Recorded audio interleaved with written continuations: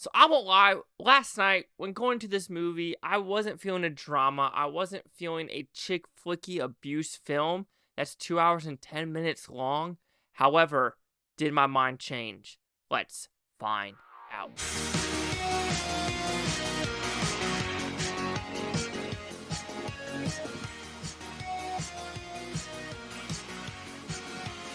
Chase Liaki here with Blue Futon reviewing It Ends With Us. So what's about? Pretty simple premise. You have Blake Lively moving from, I think, Pennsylvania, if I'm not mistaken, to Boston to start her flower shop. There, she meets a guy. But does this guy abuse her? What brings up the past? Who is this guy from the past? What about her best friend? What is the shenanigans that will ensue? So, do you like this film? I think it's a good movie. I think audiences are going to like it. However, I don't think there's a lot of replayability with this movie because of what some of the characters do, some of the characters' screen time, and the overall just premise is like one of those movies where it's like, yeah, it's an abusive movie that it is kind of light on the abuse. I know that sounds freaking weird, but when you see like some abuse movies, sometimes it's abuse porn. Here, when abuse is about to happen, they kind of cut away from it or they don't show it and they show the aftermath. With that, I think some of the aftermath should be worse. We'll talk about that a little bit later. But when it comes to the movie itself, Blake Lively does a good job. The two main actors do a good job. The overall friends, the mother character, do a good job. I think I need to read the book, though, because I want to say when it comes to the writing, I want to say the same writer of this also wrote Daddy-O. And Daddy-O to me is a way better film, maybe because it is more original screenplay. But with this one, I'm curious on the book and what is the overall page time of some of these characters as well as her past. Because this movie does dive deep into what is happening today and what is happening with her past, with helping this kid that was homeless. That was something was going to happen to him. The abusive father and how that correlates with its abusive husband she has right now. Because I'm guessing with what she witnessed in her past, that's why she's never been a quote-unquote lover and how she's kind of been an independent person where she doesn't need sex, she doesn't need, human connection on that level because she's seen what human connection can do. So I kind of enjoyed that level where she is an independent lady who isn't looking for a man all the time of because I hate the movies where it's always the one night stands, the one night stands, the one night stands, the one night stands. Here they didn't go that route, and I really enjoyed it how this neurosurgeon, he's kind of like the one night stand person, but she's like, nope, we're not doing this, and I appreciate that. And I do appreciate with some of the arc that he takes. And with that, I think the stakes are really weird in this movie. It's a movie about abuse, but it's a weird abuse. And what I mean by that is when the abuse happens, it kind of just happens and the ramifications are weird. Because usually when you have an abuse story, cops are involved. Here, there's no cops involved. Yes, there's a hospital scene with something that occurs with a bite mark. But other than that, it doesn't go past like that level.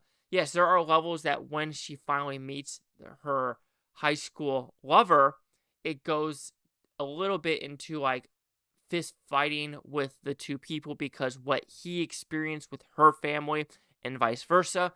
So with that, I found it interesting.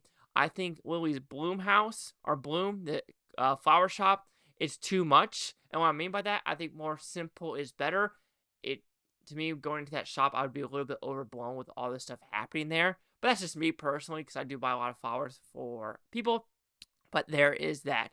Like I said, the pacing, it wasn't as bad as I thought it was going to be because I saw the 2 hour and 10 minute runtime and I was like, 2 hour and 10 minutes. It wasn't bad, but I do think there was a couple B-roll footages or just a couple weird cuts that didn't need to be in this movie. Like there are a couple scenes, especially when they realize she is pregnant. Not Blake Lively's character, but her best friend is pregnant and they're wearing onesies in a bar.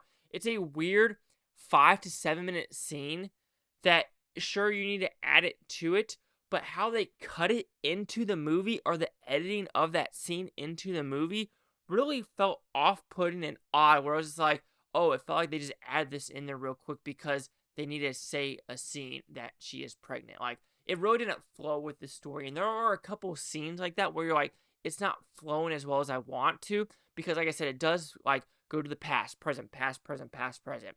Okay, like I said in my early reaction, there is one character which in the trailer you feel like it's going to be way more predominant, but it's not.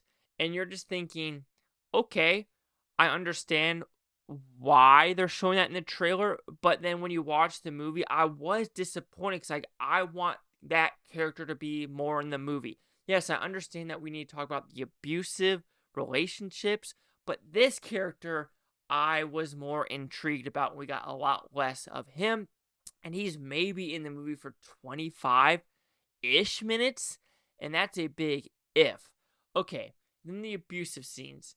So there's a couple of them. There's a first one that I would consider that is an accident, where it's like, oh, I ran into you.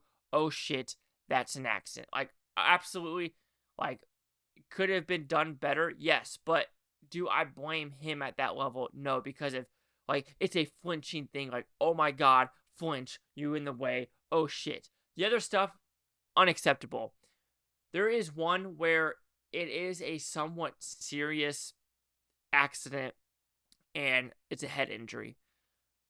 I'm just thinking about where you're falling from, the edges, the height, getting knocked out. Injuries would be broken bones, would be bruises, would be so much more than just a small head injury. So when it came to that, that's why I'm having trouble with this abusive relationship, the injuries, who's involved overall, of how hospitals, cops are not involved with, battery and stuff like that. And in the very end, how it ends, I understand how it ends. And there's this one scene where something occurs where she's like, we're good, we're good, we're good, kind of a thing. I know that's not the right dialogue, and I thought it was going to end right there.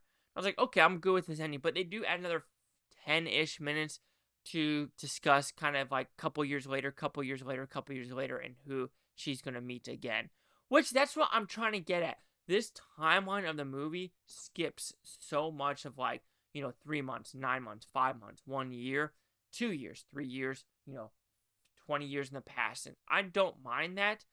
But like I said, there is something with this one character I think should have been a more predominant role in the movie. And also, if you drop your phone, I've never seen a case fall out of a phone when you drop it. Have you?